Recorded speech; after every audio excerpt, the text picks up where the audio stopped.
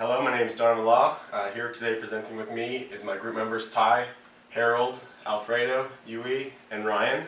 And we are presenting today on our dining experience and improvement plan for the Snooty Fox restaurant in Fredericton. So the problem statement for our group was that the Snooty Fox is losing potentially $40,000 in revenue annually due to improper layout of the restaurant, and an additional $266,000 due to high wait times for food delivery, lack of proper environment, and also lack of sanitation. Our group decided on a goal statement to improve customer satisfaction by a plan of 8% with a stretch of 13%, and this would improve our overall customer satisfaction from 82% to approximately 90 to 95%. As well, we had a goal to obtain 50% of the lost revenue overall. So after our initial meet-up with the restaurant, the first thing we did was our customer SIPOC. So I'm just going to run through the process. We had to make a reservation, enter and be greeted and sat by the restaurant. We then ordered drinks, ordered food, received food, and then made our payments.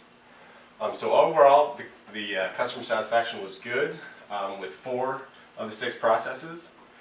The only problem areas were the ordering food and the receiving food, which only received an alright customer experience.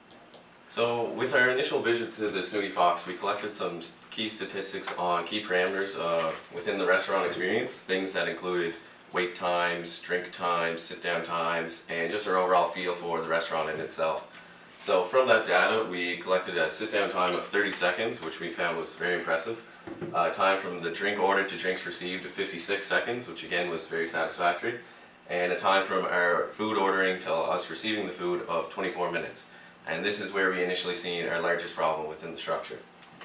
Our main complaint from our survey conducted during the restaurant experience was the dirtiness of the bathrooms. And we had a baseline satisfaction of 82%, which was fairly good, but we thought there was a lot of room for improvement. So from our initial survey, we broke down the restaurant into 10 main categories, as you can see here in the graph. And from that, we set an initial baseline before any calculations or anything like that were done of between 100% being ideal and 80% being our lowest limit. And from this, we see that there were 5 categories which did not make this spec. And so we then further broke down each of those 5 trouble areas into specific sections and analyzed them further. So from here we can see that with the ordering process, our biggest complaint was the wait time, and again that was because of the 24-minute time limit. And our customer satisfaction of the atmosphere, we had problems with the lighting being too dark, and also just the overall mood of the restaurant. It was very dim lighted and an enclosed space due to the separating walls within the restaurant. And our responsiveness was also just under grade at around 75%. So we feel they could be a little bit more attentive, and this was mainly due to them being understaffed, we feel. And continuing with our problem areas here, our largest complaint for sure was the cleanliness of the organization, and within that we thought that the bathrooms were far below where they should be. And we plan to improve this as one of our major improvement plans. And it's also known that around 3/4 of people who feel that the bathrooms were dirty are likely not to return to that establishment. So this was our main goal, to improve that statistic. And with the menu itself, again, it is a pub, so we didn't foresee it having too many healthy options or allergy options and that sort. But still, we felt that the menu could have provided some more options for the customers. So capability analysis, base data. So these 2 graphs are basically still the baseline performance. So the first graph is the box plot, and there's 4 boxes, and the first 4 are our ratings individually, and then the last box is overall average of the ratings of our experience. And the second graph is the normal distribution of the baseline survey. So along the x-axis we have the averages, percent of what each component of the survey scored, and then along the y-axis we have the frequency. So from these 2 graphs, it's clear that the average, we mostly scored around 80-90%, but the averages was 82%, and there are quite a few outliers, around 40% and 50%, due to long wait times, getting our food, and the cleanliness of the bathrooms. So then the actual capability analysis. So we set our lower spec limit, our upper spec limit, a lower spec limit of 85% and upper spec limit of 100%. We did this because first it was 80%, but since we got average of 82, we figured we could bump this up to 85. So first off is the CP value, which is basically describing how spread out the data is, and it's if the data was centered on the mean we're looking for, will the data fall in between the two spec limits, upper and lower? This should be around 1. That says that all the data is going to fit between the spec limits. But for us, we got a 0.218. This is due to the fact that we have so many outliers from the bad wait time and the cleanliness of the bathrooms. The CPU and CPL looks at how close we are to meeting the upper and lower spec limits. So we got a 0.4 for uppers and a 0.036. So we're closer to our upper spec limit than we are to our lower spec limit. And overall, the CPK looks at how well it can meet both. So it chooses the lowest of the CPU and CPL, and it's 0.036. And again, that's due to the fact that we have so many outliers. Like you eat in every restaurant, you make a reservation, you arrive at the restaurant, and the staff in the restaurant greet you and have you seated, and you start taking orders. This is a part where if you're satisfied with the service and the order and everything, you proceed. If not, this is where we fix it.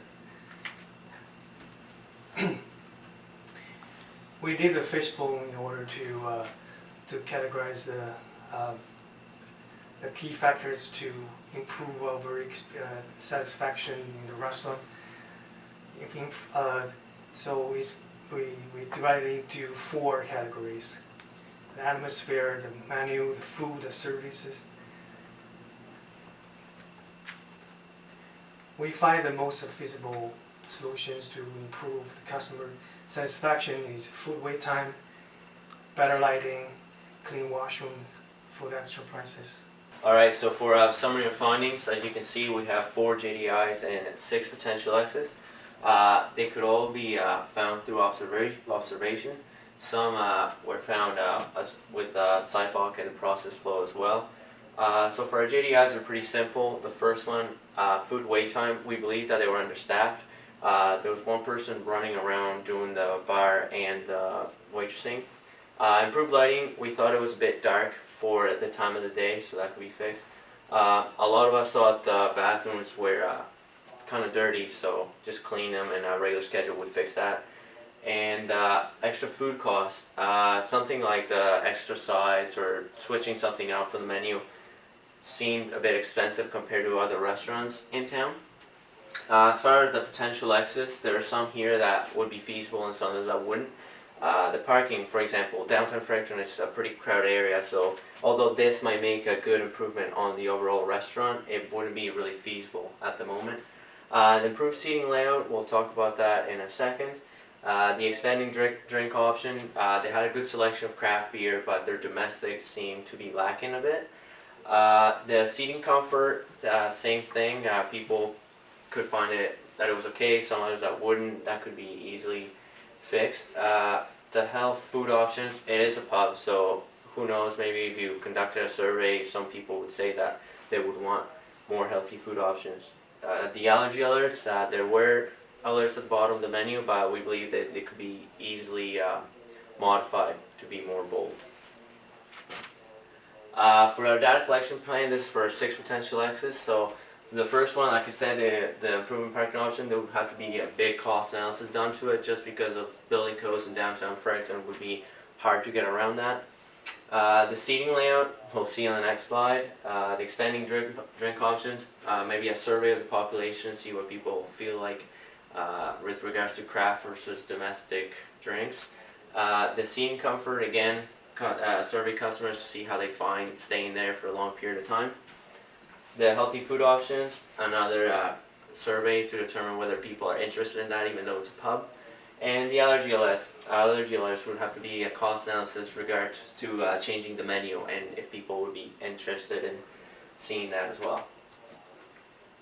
So for our big potential X, the room layout on the left, you can see what it looks like now. So when you enter the Snooty Fox, you see these 4 booths blocking the view of the bar. We believe that this is waste of space during crucial times like on Tuesday, Wednesdays, and Fridays. And by doing basic assumptions, we found that the approximate revenue of these 4 booths would be around $312,000 a year. This is what we proposed. So when you enter, those 4 booths would be replaced by 6 small tables, so the walls would be gone and people would have more of a friendly access to the bar. By increasing this, you increase the seating capacity, and it changes from $312,000 to $351,000 a year. So after collecting the analyzing this data, we've indicated multiple locations within the Snooty Fox that improvements can be made. All these just do it plans right here, we feel as if should be implemented immediately. Sooner these plans are implemented, sooner the restaurant will see higher revenues. The first one on our list here is the food pricing. We were all satisfied with the main dish cost, but it was the extra prices that seemed to double the average other restaurants. So our improvement plan is to reduce those by 50%, and then more customers will be purchasing extras and being more satisfied. We estimated the customer satisfaction rate to go up by 1% with a 2% stretch. The second plan here is the food preparation time. We waited for approximately 24 minutes for our food, which we felt was a very long wait time for what it should have been. Our plan for this is to increase staff at once because we weren't able to see the process within the kitchen. So with more hands around, we believe the food will be ready quicker. During this time, not only are customers hungry, but they also could have somewhere to be after the meal. Our stretch plan for increasing customer satisfaction is 4% with an estimated 3% increase. The next improvement that we want to make to the restaurant is installing 30% more lights. We feel as if the atmosphere was very dark while we were there through the day, and these lights that you want to install, you can make adjustable. So then later on in the night, when a new crowd starts coming in, you can dim the lights. We estimate this to improve customer satisfaction by 1% with a stretch of 2%. The last one that we encourage the Snooty Fox to improve is the maintenance of their washroom. We wanted to create a sign-off sheet and create one employee responsible each shift to go do hourly checks on this washroom and sign off that the washrooms are okay. A lot of customers relate the cleanliness of the bathroom to the kitchen and the entire restaurant itself. So we believe that this will have a big increase in customer satisfaction at 3% with a 5% stretch. Improving just these 4 plans, there's an estimated 8% customer satisfaction increase with a stretch of 13%. So improvement plans, these ones we would like to mention as well. They are the potential X's, 3 of the potential X's that we feel are quite easy to implement. The first one is improved seating layout. This one is actually the only improvement that we are that's based on revenue of the restaurant, not customer satisfaction. More people that you can seat means more revenue you can pull in. The second one is improving the comfort of these seats. All this involves is implementing new cushions, which we believe will satisfy more customers. The last one is the expand drink options. So we'd like the Snooty Fox to offer more domestic products. We realize there is a strong local pride going around Fredericton that encourages all these local breweries, but we feel as if a lot of customers who don't like these crafty beer don't have the option of not consuming it. Our control plan to ensure that customer satisfaction remains at this increased level. We want the restaurant to hand out customer satisfaction surveys on a regular basis, also as well as placing this bathroom checklist in the bathroom so the staff can sign off each hour that the bathroom is clean. The other improvement or other monitoring technique that the restaurant should use is a table turnover time. So this is just basically measuring the food time. And for the project closure, we believe that after implementing all these plans and after our math that we can get the customer satisfaction rate up to 90 to 95%.